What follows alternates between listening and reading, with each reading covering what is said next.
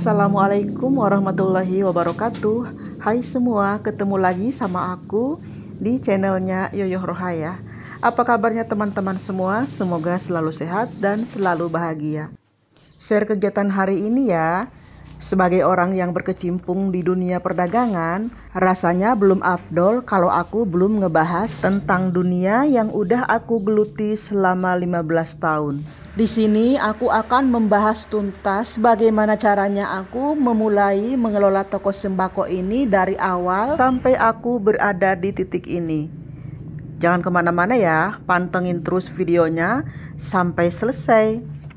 Langsung aja ke pembahasannya. Poin pertama adalah permodalan. Nah, jadi ketika kita memulai membuka toko sembako, usahakan kita harus memiliki modal pribadi, bukan hasil pinjaman, agar kita bisa lebih fokus mengelola toko tanpa terganggu oleh kewajiban untuk mengembalikan modal atau menyicil setoran pinjaman modal.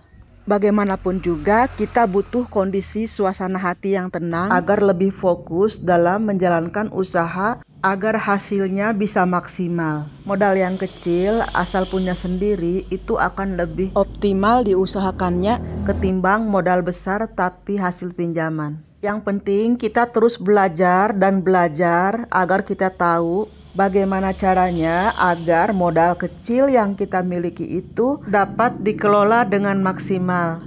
Poin kedua adalah buka toko lebih pagi. Banyak sekali keuntungan yang kita dapatkan ketika kita membuka toko lebih pagi.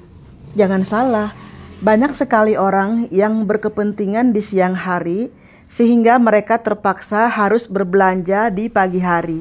Selain itu, kita juga lebih leluasa dalam membersihkan dan membereskan toko sebelum pelanggan datang. Dengan membuka toko di pagi hari, aura positif itu akan terasa sekali oleh kita sehingga kita merasa lebih bersemangat dalam memulai hari sebagai ibu rumah tangga sekaligus pemilik toko. Poin yang ketiga adalah fleksibilitas. Hubungan yang terjalin dengan baik antara kita dan pelanggan kita itu akan sangat menguntungkan kita ke depannya. Bagaimanapun juga, sebuah toko dapat berkembang jika kita memiliki pelanggan yang selalu setia berbelanja ke toko kita. Pelanggan yang setia berbelanja ke toko kita salah satunya adalah karena kita fleksibel dalam menghadapi situasi. Contohnya, ketika kita memasang sebuah harga dan mereka menawar, kita perhitungkan aja kalau memang masih ada selisih sedikit untuk kita, ya nggak apa-apa, kita kasih aja. Atau pada kasus lainnya, misalkan ada barang yang expire, dia kembalikan ke kita padahal itu bukan barang dari kita. Gak apa-apa selama itu masih ada di toko kita ganti aja. Kemungkinan dia juga lupa kalau barang itu bukan dari kita. Jadi positive thinking aja ya. Dan masih banyak kasus-kasus yang lain yang membutuhkan kesadaran kita untuk mengalah. Mengalahlah sedikit, nggak apa-apa ya teman-teman, karena kita ini sedang membangun sebuah usaha. Seperti yang aku alami pagi ini, kebetulan aku memiliki pelanggan seorang pedagang sayur keliling. Nah, biasanya si Mamang ini sebelum dia pergi keliling, dia suka menitipkan catatan belanjaannya ke toko aku. Lalu kemudian aku akan menyiapkan barang-barangnya dan dia akan kembali lagi ke toko setelah beres keliling untuk membayar dan mengambil barang belanjaannya. Masalahnya si Mamang ini tiap kali belanja ke toko aku, dia maunya dinota secara manual aja. Padahal udah beberapa tahun ini aku menggunakan sistem komputer dalam pembukuan toko aku.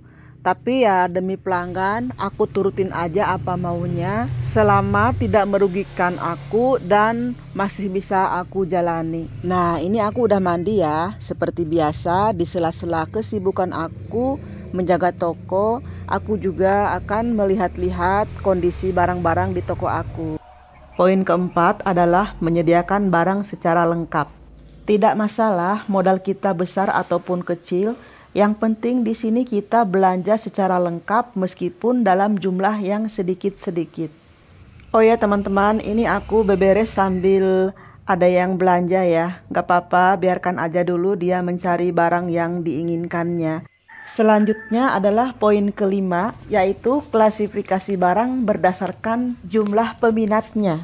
Terutama untuk kita yang modalnya masih kecil, sebaiknya kita mendahulukan barang-barang yang lancar dijualnya atau banyak peminatnya, supaya modal kita dapat berputar dengan cepat. Hal penting lainnya adalah mencatat setiap kali ada orang yang bertanya tentang sesuatu jenis barang tapi belum ada di toko kita. Dengan cara begitu, maka semakin hari toko kita akan semakin lengkap. Dan poin keenam adalah attitude kita atau sikap kita kepada pembeli. Rata-rata pembeli itu sangat senang ketika dia belanja ke toko yang pemilik tokonya ramah. Dengan keramahan kita, pembeli akan merasa enjoy, merasa senang, dan merasa dihargai layaknya seorang raja. Meskipun pada prakteknya pembeli zaman sekarang itu memilih dan mengambil sendiri barang belanjaannya. Kalau kita sudah baik, kita sudah ramah, maka mereka juga akan baik kepada kita. Bahkan mereka cenderung akan membantu kita dalam proses penghitungan. Tanpa kita minta pun mereka dengan senang hati membantu kita. Seperti itu ya teman-teman. Poin ketujuh adalah menentukan harga secara terukur. Adalah hal yang wajar ketika pembeli menginginkan harga yang lebih murah dari kita. Namun begitu, kita harus perhatikan juga batas minimal keuntungan yang kita ambil. Jangan terlalu besar, juga jangan terlalu kecil. Mengambil keuntungan yang terlalu besar adalah hal yang mustahil di tengah persaingan yang semakin ketat di dunia perdagangan saat ini. Tetapi mengambil keuntungan yang terlalu mepet dari harga beli juga akan menyebabkan kita mengalami kesulitan ketika terjadi kenaikan harga-harga barang yang memang sering terjadi secara berkala. Hal ini dikarenakan keuntungan yang kita ambil tidak mampu mengcover kenaikan harga barang yang terjadi. Poin ke-8 adalah tata letak barang dagangan. Perhatikan jenis barang yang akan dipajang. Untuk jenis barang-barang yang sering dicari oleh pembeli, sebaiknya dipajang di belakang atau di pojokan. Sementara untuk barang-barang yang jarang ditanyakan oleh pembeli, sebaiknya dipajang di depan. Untuk lebih jelasnya mengenai tata letak barang ini, insya Allah kapan-kapan aku akan membuat videonya mengenai tata letak barang berdasarkan jenis dan tingkat konsumsi pembeli. Karena di video ini aku hanya menyebutkan poin-poin penting dalam memulai atau membuka usaha toko sembako secara garis besarnya saja. Poin ke-9 adalah keyakinan dan tekad yang kuat. Ingatlah selalu bahwa yang membuat kita masih berdiri sampai detik ini adalah keyakinan dan tekad yang kuat. Adanya keyakinan dan tekad yang kuat itu akan melahirkan semangat yang tinggi. Semangat untuk memulai, semangat untuk berjuang, dan semangat untuk meraih mimpi. Jika orang lain bisa sukses, maka yakinlah bahwa kita juga bisa.